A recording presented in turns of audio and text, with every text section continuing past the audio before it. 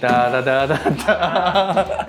시설 이용을 한 것들을 남겨놔야 되나 봐요. 신고를 해야 돼서. 그것도 특이하네요, 이렇게. 정기 임대주택 표준계약서를. 내가 자본금 3천만 원 있다. 서울 vs 오사카. 무조건 압도입니다. 해외 에어비앤비는 하되 그 나라에서 살지는 마라라거든요. 그런 상황이 된다고 하면은 수익률이 좀 낮아질 수밖에 없죠.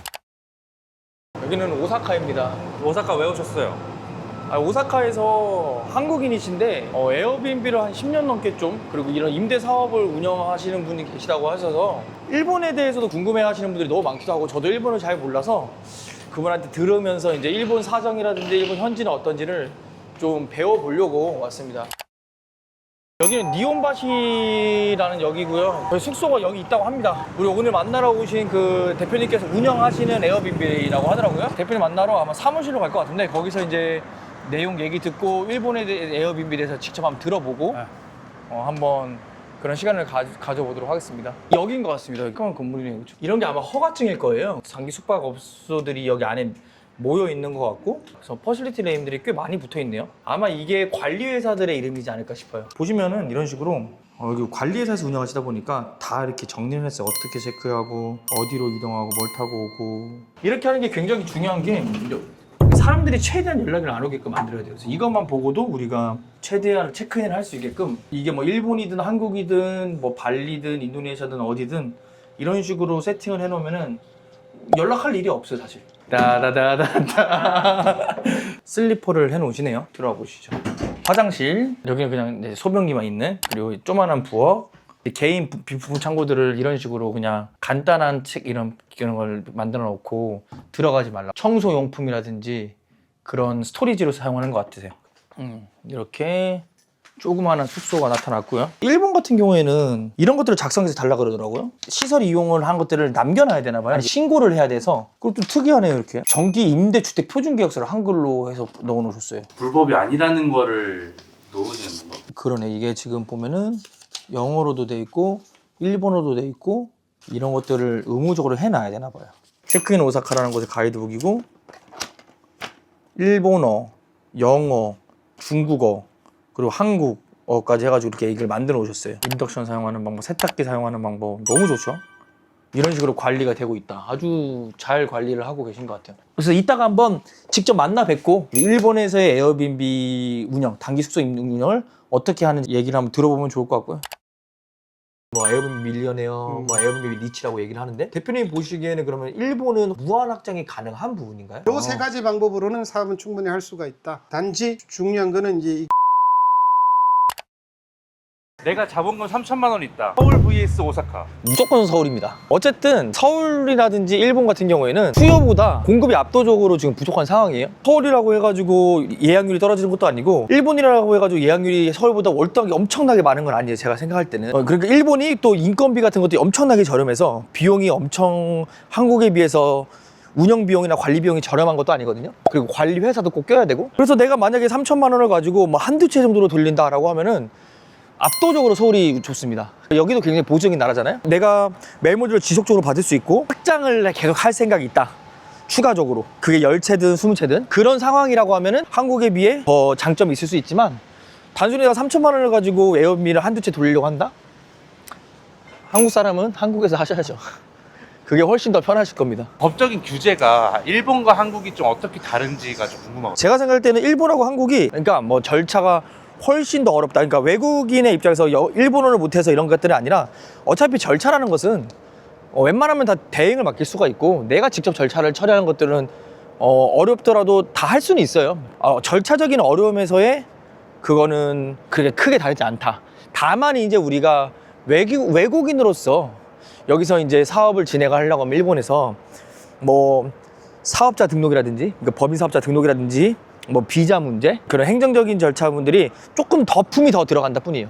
근데 내가 어차피 똑같이 한국에서도 사업자를 내고, 그리고 이런 해외에서도 사업자를 내고, 똑같이 요이 땅 해가지고 행정 절차를 진행한다라고 했을 때 뭐 그렇다고 해서 뭐 못할 거는 아니다. 다만 이제 일본 같은 경우에는 내가 직접 관리 회사를 운영하지 않을 경우에는 관리를 위탁을 맡겨야 되는 경우도 있을 수 있고, 그리고 다른 부가적인 비용들이 나올 수가 있기 때문에 또 수익률은 한국이 더 좋지 않을까. 똑같은 월세라고 한다고 하면.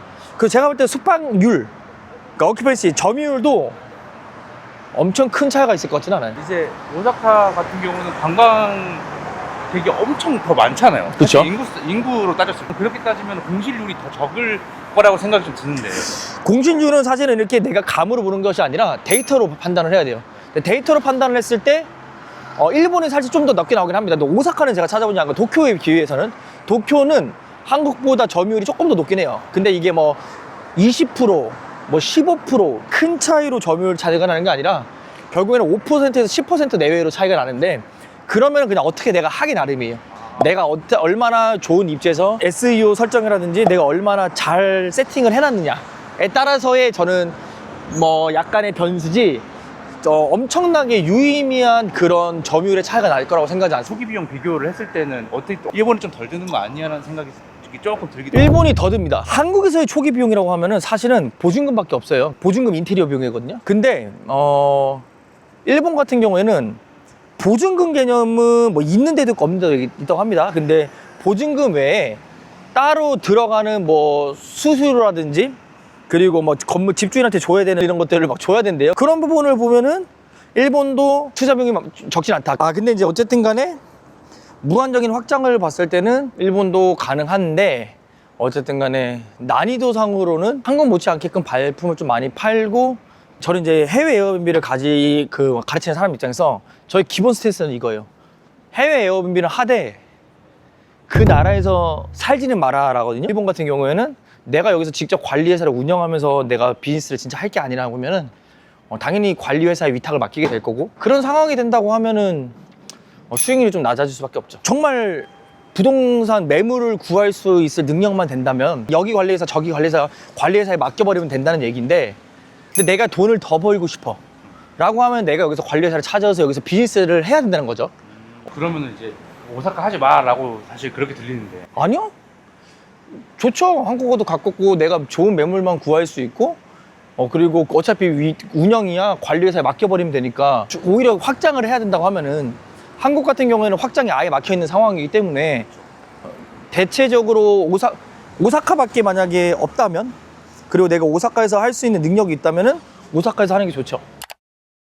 대표님은 이제 어제 이제 오늘 하고 이틀 동안 이제 해서 만나고 왔습니다. 엄청 많은 얘기를 들었고 일본에서 이제 실제 에어비앤비 하시는 호스분과 그리고 실제 관리회사까지 운영을 하시는 분이기 때문에 현실적인 내용들을 많이 들을 수 있었어요. 아마 이제 이 내용들이 좀 정리가 돼서 풀로 이제 올라갈 예정입니다. 그래서 아마 그 영상을 보시면은 정말 도움이 많이 될 만한 진짜 실제 현실적인 내용들을 아마 들을 수 있게 되실 겁니다. 오늘로 해서 이제 일정이 마무리가 되었고 전 이제 내일 다시 한국으로 갈 예정입니다. 총평 일본에서 해외 에어비앤비를 하는 거는 한국 못지않게 난이도가 높다. 하지만 한번 세팅을 해놓고 확장을 하기 시작하면은 그때부터는 안정적인 수익을 꾸준히 만들 수 있는 합법적으로 만들 수 있는 좋은 나라라고 생각합니다. 그래서 한번 도전의식을 갖고 도전해 볼 수 있지 않을까. 물론 진입장벽도 높고 쉽지는 않지만 또 보수적이기도 하고 그리고 좀 우리가 자본을 가지고 마음껏 좀 뭔가 여유 있게 할 수 있는 그런 나라도 아니기 때문에 그런 부분에서는 진입장벽이 물론 높지만 한번 이런 것들을 세팅해 나가기 시작하고 자리를 잡아 놓으면 그 다음부터는 안정적으로 운영할 수 있는 곳이라고 생각합니다. 그래서 매력이 있는 나라다. 여기까지입니다.